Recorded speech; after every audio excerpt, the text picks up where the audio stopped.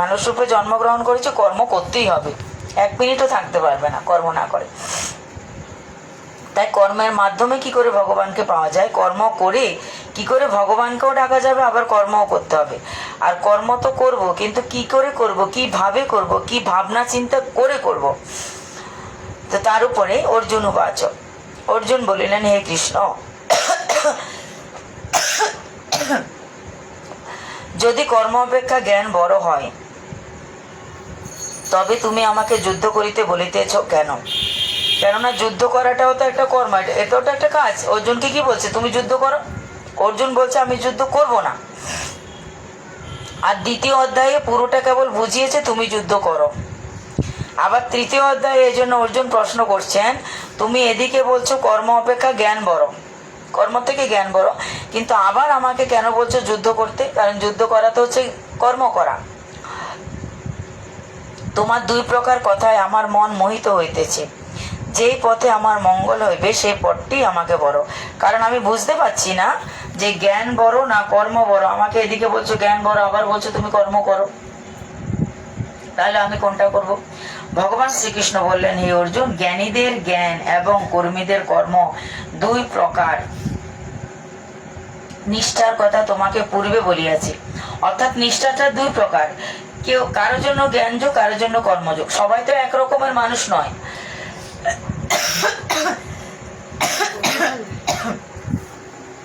আর সবার চিন্তা ভাবনাটাও একরকম নয়।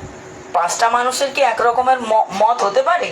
5টা লোকের 5 রকমের মত হতেই পারে। এক একজন মানুষ এক একটা জিনিস ভালো পারে। কেউ গাইতে ভালো পারে, কেউ আবার নাচতে ভালো পারে, কেউ কথা বলতে ভালো পারে, কেউ রান্না ভালো পারে। কিন্তু তাদের মন মানসিকতাও দেখবে এক একজনের এক এক রকম হয়। তো সবারই আলাদা আলাদা মত হতে পারে বা ভাবনা চিন্তা হতে পারে। তাই কৃষ্ণ বলছেন, জ্ঞানীদের জন্য জ্ঞান আর কর্মীদের জন্য কর্ম। কেউ কর্ম করতে ভালোবাসে, কেউ ঠাকুরের জন্য মালা গাঁথতে ভালোবাসে। কেউ কি ভালোবাসে, আমি ঠাকুরের জন্য সুন্দর সুন্দর মালা গাঁথব। আবার কেউ মালা গাঁথতে ভালোবাসে না, সে বলে আমি ঠাকুরের জন্য ভালো ভালো রান্না করব। আবার কেউ বলছে কি না, আমি রান্নাও করতে পারি না, মালাও গাঁথতে পারি না, আমি ঠাকুরের বাসনগুলা ভালো করে মেজে দেব, ঠাকুরের ঘরটা মুছে দেবো। 3টা কিন্তু একরকমের সেবা। আর পূজারি গিয়ে হয়তো পূজা করবে, ভোগ লাগাবে, সেটাও সেবা, কিন্তু কোনো সেবাই কম নয়। বাসন মাজা, ঘর মোছা যেরম পুণ্য, রান্না করে দিচ্ছে ভগবানকে সেটাও পুণ্য, মালা গেঁথে দিচ্ছে সেটাও পুণ্য, ভোগ লাগাচ্ছে, আরতি করছে সেটাও পুণ্য। সব কিছুরই গুরুত্ব সমান। কিন্তু সবাই তো ভগবানকে পেতে চাইছে একইভাবে, কি একটা ভাবে নয় তো, 5 জন 5 রকমের পাচ্ছে। তাই যারা জ্ঞান মার্গের উপাসক, তারা জ্ঞানের মাধ্যমে ভগবানকে পাচ্ছে, ওম চিন্তা করছে, নিরাকার ব্রহ্মকে চিন্তা করছে যেভাবে পারছে। আর যারা কর্মযোগী, তারা কর্মের মাধ্যমে ঠাকুরকে মালা গেঁথে দেবো, ঠাকুরকে পোশাক বানিয়ে দেবো, ঠাকুরের রান্না করে দেবো, সে কর্ম করে ঠাকুরকে পাচ্ছে। কর্ম করছে তো, কিন্তু ঠাকুরের জন্য করছে। যেরকম ঠাকুরের রান্না করছে ঠাকুরের জন্য, কিন্তু সেটা ভোগ লাগছে, সেটা আবার নিজেরাও প্রসাদ পেয়ে নিচ্ছে। এক কাজে 2 কাজ হচ্ছে তো, আমি ঠাকুরের রান্নাও করছি, আবার নিজের প্রসাদ পেয়ে নিচ্ছি, করছি ঠাকুরের জন্য। সেটা হচ্ছে সর্ব উৎকৃষ্ট কর্ম। কর্ম না করিয়া কেউ কর্ম বন্ধন হইতে মুক্ত হইতে পারে না। কর্ম ত্যাগ করিলে সিদ্ধি লাভ হয় না। কর্ম না করিয়া কেহ ক্ষণমাত্র থাকিতে পারে না। জীব প্রকৃতির প্রভাবে কাজ করিতে বাধ্য হয়। তাহলে আমরা যদি বলি কর্মবন্ধন থেকে মুক্ত হব, কর্মবন্ধন থেকে মুক্ত হতে গেলেও কর্ম করতে হবে। কেননা কর্ম ত্যাগ করে থাকতে পারবে না। সকালবেলা ঘুম থেকে উঠে আগে বাথরুম যেতে হবে, মুখ ধুতে হবে, তাহলে কর্ম তো করছো। কর্ম না করে কি থাকতে পারবে? কর্ম করতে হবে। কেউ যদি এখানে বিছানায় বসে বসেই বলে যে আমি সারাদিন মালা করব, কর্ম করব না, কিছু কাজ করব না, সারাদিন মালা করব, হয়তো 2-3 বেলা তার বৌমা ছেলে মেয়েরা খাবার এনেই দিল, তিনি বললেন আমি কোনো কর্ম করব না, বাথরুম না করে থাকতে পারবে? কর্ম তো করতে হবে। আবার ধরুন সে বসে থাকলো, ধরলাম শুধু সে বাথরুম করেছে বা বসে বসে এখানে খেয়েছে, আর কোনো কিছু কাজ করেনি, কিন্তু এখানে বসে বসে যদি চিন্তা করে আমার নাতিটা স্কুলে গেল কিনা, আমার নাতিটা ওখানে গেছে, কোনো আপদ বিপদ হলো কিনা, বা ব্যবসায় আমার ছেলে উন্নতি করলো কিনা, বিভিন্ন ধরনের ভাবনা, বা গ্রামে যারা থাকে ওখানে ছাগল গেছে, আমার ফসল খেয়ে নিল কিনা, গ্রামের মানুষের চিন্তা ভাবনা, আমার জমি অনেক ধান হয়েছে, গোমাতা এসে খেয়ে নিল কিনা, এই যে চিন্তা করছি, এগুলো এগুলোও কর্ম, এগুলো কিন্তু সবই কর্ম। তুমি বসে আছো, বসে বসে দুনিয়ার চিন্তা করছো, এটা কিন্তু তুমি কর্মই করছো, মানসিক কর্ম, মনে মনে চিন্তা করে কর্ম করছে, শারীরিক কর্ম করছে না, মানসিক কর্ম করছে। তাই কর্ম না করে কেউ ক্ষণকালও থাকতে পারবে না। প্রকৃতির প্রভাবে কর্ম করতে তারা বাধ্য, খেতে তো হবে, খাচ্ছ মানে কর্ম করছো না, সেটাও কর্ম করছো। যে ব্যক্তি ইন্দ্রিয় সংযত রাখিও বিষয়ে চিন্তা করে সে মূর্খ। এই যে এদের কথাই বলছে, যারা খাটের উপরে বসে বসে বিষয়ের চিন্তা করছে, কোনো কাজ তো করছে না, টাইমে টাইমে খাচ্ছে কিন্তু দুনিয়ার ভাবনা চিন্তা করছে, ভাবছে আমি কিছুই করছি না, সেই ব্যক্তি মূর্খ। মনে মনে ভালো খারাপ দুনিয়ার সব চিন্তা করছো, আর এদিকে বসে আছো খাটের উপরে, বলছো কর্ম করছি না, ভগবান বলছে তুমি কর্ম করছো। সকলে তাহাকে মিথ্যাবাদী বলিয়া থাকে, যে বলছো কর্ম করছি না, তুমি তাহলে মিথ্যাবাদী। হে অর্জুন, যে ব্যক্তি ইন্দ্রিয় সংযত অথচ যিনি ফলাকাঙ্ক্ষী নহে, সেই কর্মযোগী প্রশংসার পাত্র। তাহলে কে প্রশংসার পাত্র? যে কর্ম করছে, কাজ করছে, ঠাকুরের কাজ করছে বা নিজের সংসারে কাজ করছে, সবই কাজ করছে, কিন্তু ইন্দ্রিয়কে সংযত রেখেছে। তাই বলছে, হে অর্জুন, যে ব্যক্তি ইন্দ্রিয় সংযত অথচ যিনি ফলাকাঙ্ক্ষী নহে, সে কর্মযোগী প্রশংসার পাত্র। সেই ব্যক্তি প্রশংসার পাত্র যে কর্ম করছে, কর্মযোগী। ভগবান শ্রীকৃষ্ণ কিন্তু কর্মযোগী, তিনি সারা জীবন কর্ম করে গেছেন, কর্ম না করে ক্ষণকাল তিনি থাকেন নাই। আমরাও কর্ম করব, ইন্দ্রিয়কে সংযত করব। ইন্দ্রিয়কে কি? ইন্দ্রিয় কোনটা? চক্ষু, কর্ণ, নাসিকা, জিহ্বা, ত্বক। জিহ্বাকে বলবো খারাপ কিছু খেও না, জিহ্বাকে কন্ট্রোল করব। চোখকে বলবো খারাপ কিছু দেখো না, কানকে বলবো খারাপ কিছু শুনো না। তার মধ্যে সব থেকে কি? পরনিন্দা, পরচর্চা, এগুলো শুনবো না, সত্য কথা বলবো। হে অর্জুন, যে ব্যক্তি ইন্দ্রিয় সংযত অথচ যিনি ফলাকাঙ্ক্ষী নহে, সে কর্মযোগী প্রশংসার পাত্র। অর্থাৎ কর্মযোগী প্রশংসার পাত্র, কেননা সে কর্ম করছে অথচ মনটা গোবিন্দ চরণে রেখেছে।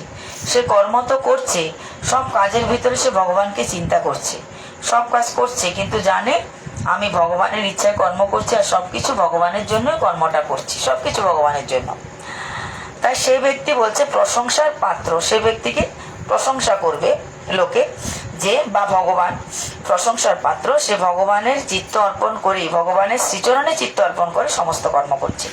সর্বদা কর্ম করিবে, আমাদেরকে কিন্তু কর্ম ছেড়ে দিয়ে বসে থাকতে বলেন, পরিষ্কার বলছে সর্বদা কর্ম করবে। শরীর রক্ষার জন্য তোমাকে কর্ম করা প্রয়োজন, শরীরটাকে তো রক্ষা করতে হবে। ডাক্তারই বলবে একটুখানি হেঁটে আসবে, টাইমে টাইমে খাবে, টাইমে টাইমে ঘুমাবে, কর্ম করবে। হে অর্জুন, আসক্তি ত্যাগ করিয়া ভগবানের প্রীতির জন্য কর্ম করো। তাহলে কি কর্ম করব আমরা? কিভাবে কর্ম করব? আসক্তি ত্যাগ করো, আমি এটা করলে এটা পাবো, এটা করলে এটা পাবো, এটা ত্যাগ করো। যদি ফলের আশা করো আর যদি না পাও, ধরো আমি কোথাও পাঠ করতে গেলাম, এবার আমি আশা করলাম যে আমি এত কিছু পাবো, সেখানে গিয়ে দেখলাম যে এত কিছু পেলাম না, তাহলে তো দুঃখ পাবো। তাহলে আমার দুঃখের কারণ কে? অন্য কেউ? আমি নিজেই। দুঃখের কারণ তো অন্য কেউ না, আমি নিজেই তো আমার দুঃখের কারণ। যদি আমি কিছু না আশা করতাম, তাহলে যদি আমি তো কিছু আশা করিনি, কিন্তু আমাকে এত দিয়েছে, তখন কি হবে? খুশি, আনন্দ হবে। তাহলে আমার আনন্দের কারণ আমি নিজেই। মানুষ নিজেই নিজের আনন্দের কারণ আর নিজেই নিজের দুঃখের কারণ। তুমি অত বেশি চাইতে যাও কেন যে তুমি দুঃখ পাবে? তার থেকে চেয়েও না, গোবিন্দ আমার প্রারব্ধে যেটা রেখেছে সেটা চলে আসবে। যদি সেটা চলে আসবে ভেবে যাও, তাহলে তুমি যেটুকু পাবে ওইটুকুতে দেখবে কত আনন্দ। তাহলে আমাদের আনন্দের কারণটাকে আমরা নিজেরাই। আবার দুঃখের কারণ চাওয়াটা না পাওয়াটাই দুঃখ। কাজেই চেয়েও না, সমস্ত অবস্থায় রাজি থাকো যে ভগবানের কৃপায় যা আসবে তা ঠিক আছে, তখন তুমি আর তোমার আনন্দের কারণ তুমি নিজেই হবে। তাই বলছে আসক্তি ত্যাগ করিয়া ভগবানের প্রীতির জন্য। যেরকম ঘরে মাসে একটা করে পাঠ হচ্ছে ধরুন, তাহলে প্রথম উদ্দেশ্য কি থাকবে? যে আমার ঘরে আমি প্রতি মাসে একটা করে পাঠ দেব, যে করে হোক, কিন্তু কি জন্য? ভগবানের খুশির জন্য। ভগবান খুশি হলেই, ভগবানকে খুশি করতে পারলে, আমরা একসাথে 5টা লোককে খুশি করতে পারবো না, 10টা লোক তো অনেক দূরের কথা। 5টা লোককে একসঙ্গে খুশি করতে পারবো না। কেন? 5 জনের মত আলাদা, 5 জনের চাহিদা আলাদা। কিন্তু যদি গোবিন্দকে খুশি করি তবে অটোমেটিক সবাই খুশি হয়ে যাবে, সবাই অটোমেটিক। আর গোবিন্দকে খুশি করা হচ্ছে আমাদের উদ্দেশ্য, বাদ বাকি কাউকে খুশি করা আমাদের উদ্দেশ্য না। গোবিন্দ খুশি হলে আমার মঙ্গল হয়ে যাবে। তাহলে আমি তো চাইছি আমার মঙ্গল, তো গোবিন্দ খুশি হলেই তো মঙ্গল হবে, খুশি হলেই তবে তোমাকে আশীর্বাদ করবে। ব্রহ্মা প্রজা সৃষ্টি করিয়া বলিলেন, তোমরা সর্বদা যজ্ঞ করিও, সর্বদা যজ্ঞ করিলে ইষ্ট লাভ হবে। যদি সর্বদা যজ্ঞ করো,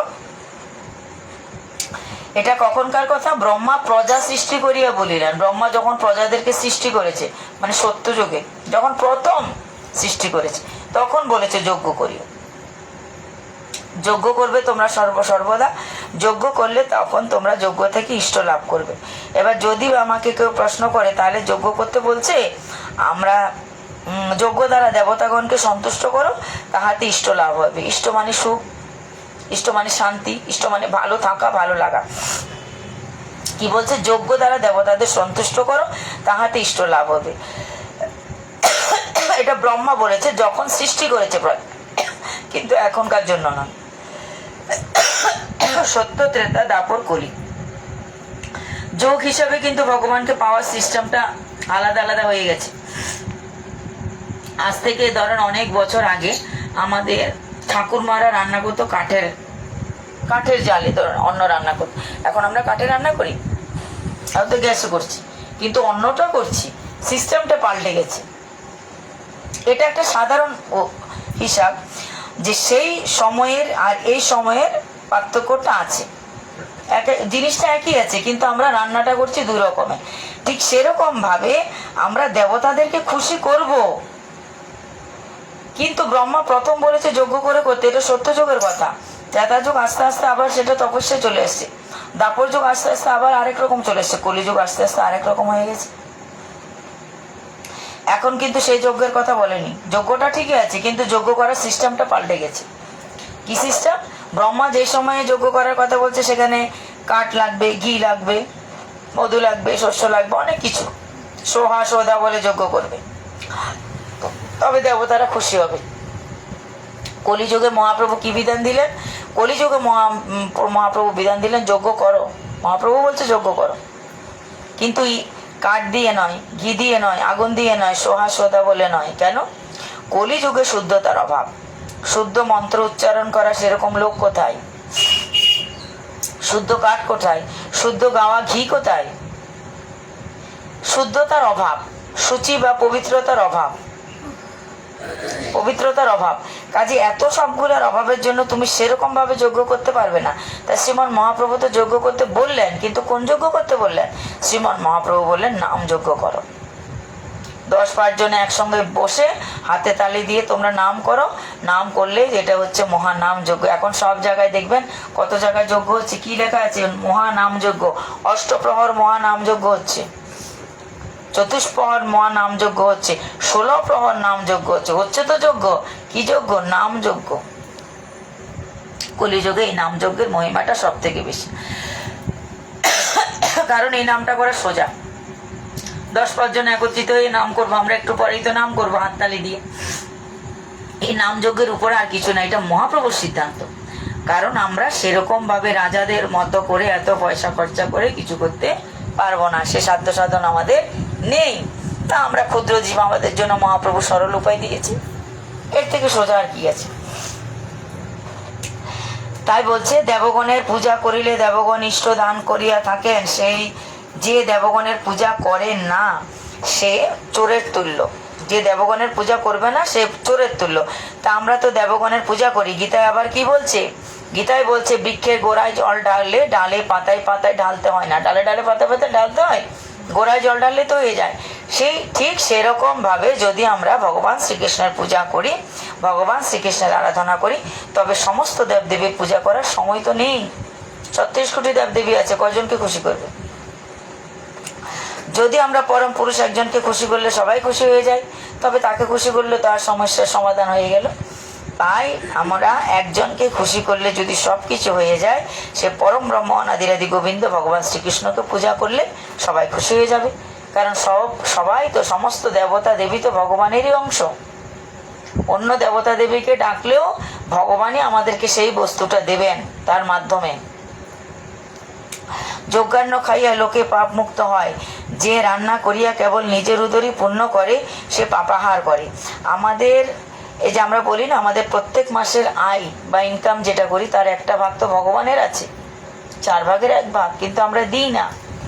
আমরা যখন 4 ভাগের 1 ভাগ দিচ্ছি না ভগবানকে, সেটা রোগ শোক জরা ব্যাধি যে কোনো প্রকারে ভগবানের কাছে খরচা হবে, যে কোনো প্রকারে। এক একজনের টাকা পয়সাতে এক এক রকমের খরচা হয়, কিন্তু সর্বশ্রেষ্ঠ যে উত্তম সেটা হচ্ছে যদি আমরা ভগবানের জন্য উৎসর্গ করি, ভগবানের কাজে যদি আমাদের অর্থ ব্যয় হয়, সেই টাকাটা হচ্ছে সর্ব উত্তম ব্যয়। কেন? সেটা আমরা পরে রিটার্ন পাবো। ব্যাংকে টাকা রাখলে তো পরে আমরা পেয়ে যাব না, ইন্টারেস্ট শুদ্ধ পাবো। ব্যাংকে টাকা রাখলে তো ইন্টারেস্ট শুদ্ধ পাবো, রাখতে তো হয়তো সংসার খরচা চালিয়ে কষ্ট হচ্ছে, কিন্তু পাওয়ার সময় ইন্টারেস্ট শুদ্ধ পাবো, তখন কত ভালো লাগবে। তো সেরকমই ঠিক আমরা যদি ভগবানের উদ্দেশ্যে ছোট ছোট আসর করে পাঠ কীর্তন ইত্যাদি করি, তার উদ্দেশ্যে কিছু দান দক্ষিণা করি, মানো এটাই তোমার জমা থাকলো, এটাই তুমি জমা রাখলে, পরবর্তীতে আবার রিটার্ন ফিরে পাবে। আর যদি অন্যভাবে অর্থ খরচা হয় তাহলে কি করে হবে? তাহলে সেই টাকাটা তুমি আর ফিরে পাবে না। সেটা তো চুরি করলো কেউ, তুমি আর পাবে ফিরে? তো ভগবানকে দাওনি, চুরি করে নিয়েছে কেউ, তাহলে কি হবে? তাইলে বলছে যজ্ঞান্ন খাইয়া লোক পাপ মুক্ত হয়, যে রান্না করিয়া কেবল নিজের উদর পূরণ করে সে পাপাহার করে। কেবল যদি আমরা নিজের জন্য সবকিছু খরচা করি, নিজের জন্য রান্না করি, তাতে হবে না। আমরা ভগবানের জন্য কিছু, দেবতাদের জন্য, ভগবানের জন্য এবং দেবতাদের জন্য, ভগবানকে দিলে সব দেবতা অটোমেটিক হয়ে যাবে। আমরা প্রথম রাধা গোবিন্দকে ভোগ নিবেদন করি, তারপর আবার তো সমস্ত দেবদেবী পেয়ে যাচ্ছে, সব দেবতা দেবীদেরকেও তো দিছে একই ভোগটা,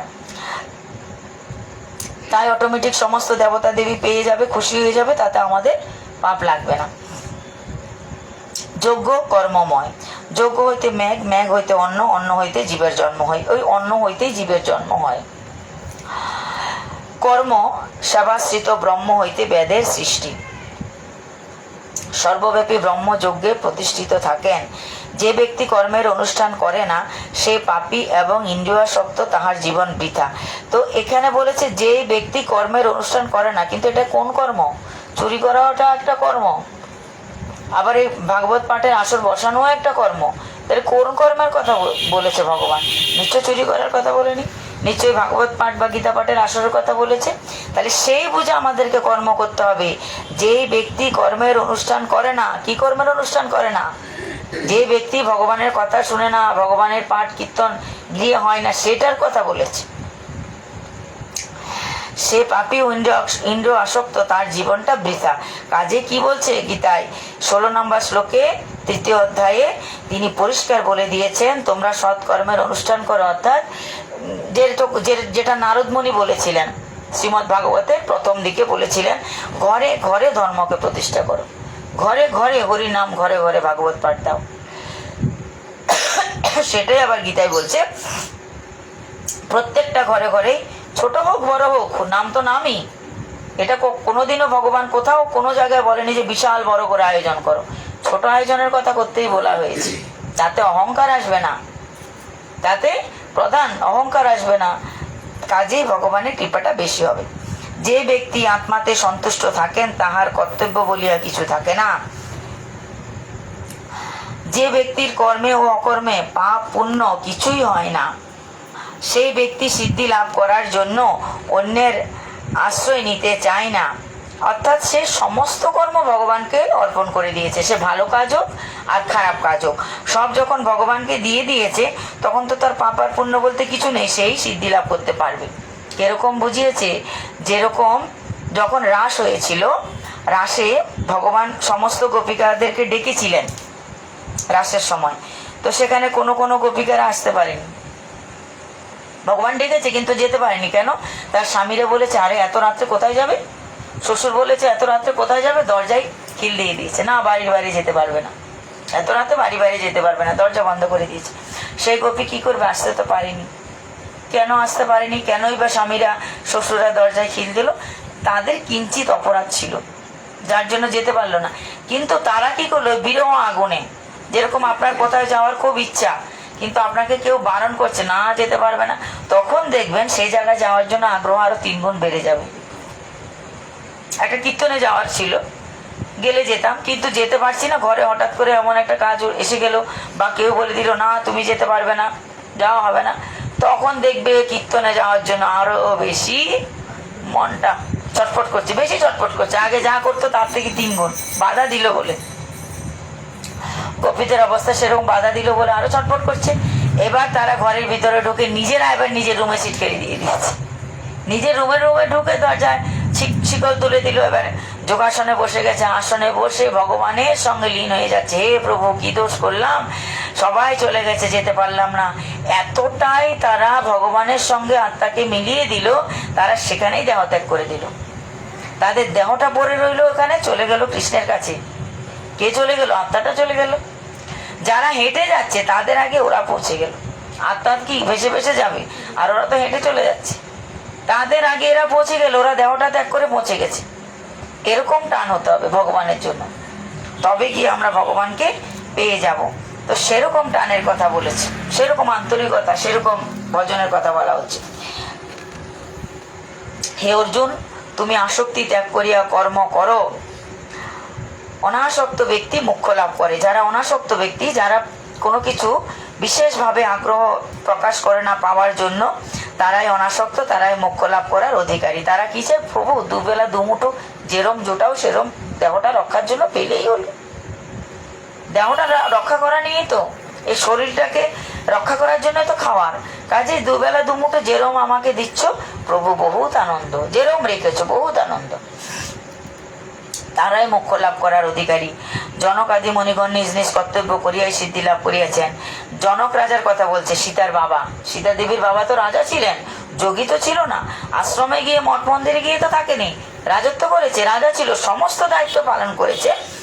তাই বলছে জনক আদি মণিগণ, এদিকে মণি বলছে তাকে, তিনি কিন্তু রাজা, তাকে মণি বলছে কেন? তারা নিজের কর্তব্য পালন করেছে ঠিকঠাক ভাবে। তো কর্তব্যটা কি? তার রাজ্য পালন করাটাও তার কর্তব্য ছিল, ভগবানের সেবা করাটাও তার কর্তব্য ছিল। তিনি রাজ্য শাসন করেছেন, প্রজাদেরকে পুত্রবধ লালন পালনও করেছেন, ভগবানের সেবাও করেছেন, দুটো কাজ ঠিকঠাক করেছেন। সেই জন্য তিনি রাজা হয়েও ঋষি, রাজর্ষি জনক বলেছিলেন। আরেকটা অধ্যায়ে, গীতার আরেকটা অধ্যায়ে তাকে রাজর্ষি জনক বলেছে, আর এখানে বলেছে জনক আদি মণিগণ। তো তিনি কর্তব্য পালন করেছেন এবং মোক্ষ লাভ করেছেন। শ্রেষ্ঠ ব্যক্তি যাহা করেন সাধারণ মানুষ তাহা করেন, সেই কারণেই তো কৃষ্ণ সব কাজ করেছে, নাহলে কৃষ্ণ কেন কাজ করার দরকার ছিল? কৃষ্ণ জানে শ্রেষ্ঠ ব্যক্তি যা করবে তা করবে, তা তো সাধারণ মানুষ করবে। কাজে আমি যা করব, অর্থাৎ কৃষ্ণ যা করবে সেটা লোকে দেখে দেখে করবে, কৃষ্ণ করেছে তো আমিও করব। কৃষ্ণ যদি বলতো আমি কোনো কাজ করব না, বসে বসে 3 বেলা শুধু মালা জপবো, তাহলে লোকে বলতো কোনো কাজ করব না, বসে বসে মালা জপবো, তাহলে কি হতো?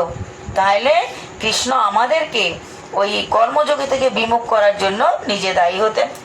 তাই ভগবান বলছে আমি কর্ম করে লোককে শিখাচ্ছি।